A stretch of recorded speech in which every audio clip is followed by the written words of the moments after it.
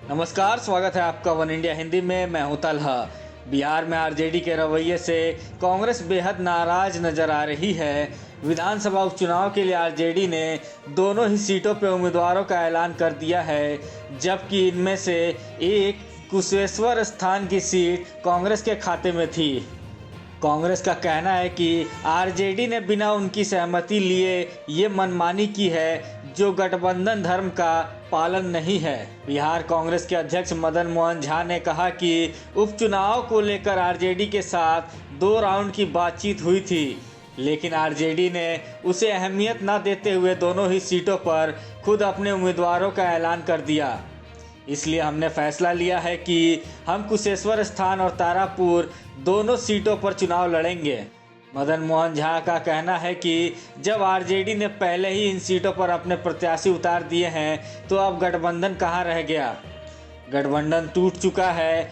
उन्होंने कहा कि कांग्रेस के पास अब उपचुनाव वाली दोनों सीटों पर अपने उम्मीदवार उतारने के अलावा कोई रास्ता नहीं बचा है। देखिए, कुशेश्वर स्थान में तो कोई सोचना ही नहीं था, वहाँ तुम पहले से तैयारी कर रहे हैं। कल 4 बजे के बाद यह नया जो डेवलपमेंट हुआ है, उसके तहत हम लोग खाली हमारे सीएलपी लीडर हैं, अन्य नेतागण हैं, सब लोग वहाँ से संपर्क में हैं।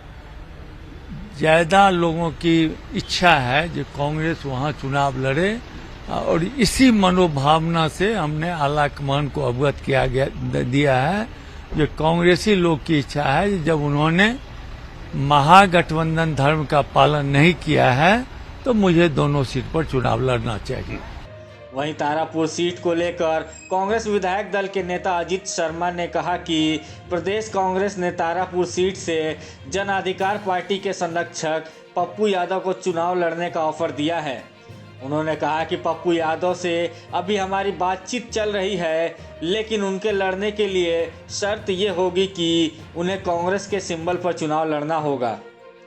आपको बता दें कि पप्पू यादव बिहार में लालू प्रसाद यादव के बाद यादव समाज के दूसरे बड़े नेता माने जाते हैं। सोमवार को ही वो मधेपुरा कोर्ट से बरी हुए हैं। आरजेडी के साथ भविष्य में गठबंधन रखने या न रखने के सवाल पर कांग्रेस प्रदेश अध्यक्ष ने कहा कि राजनीति में हर विकल्प खुला रहता है। आरजेडी के जरिए कांग्रेस को कमजोर समझने और पिछले चुनाव में कांग्रेस के स्ट्राइक रेट को लेकर उठाए गए सवालों पर मदन मोहन झा ने कहा कि गठबंधन में सिर्फ किसी एक दल की नहीं, बल्कि सबकी जवाबदेही होती है। अगर कोई जीता तो वो महागठबंधन का प्रत्याशी था, और हारा तो वो भी महागठबंधन का उम्मीदवार था, न कि किसी दल का। इस खबर में फिलहाल इतना ही। देश और दुनिया के ताजा तरीन अपडेट्स के लिए बने रहिए वन इंडिया हिंदी के साथ।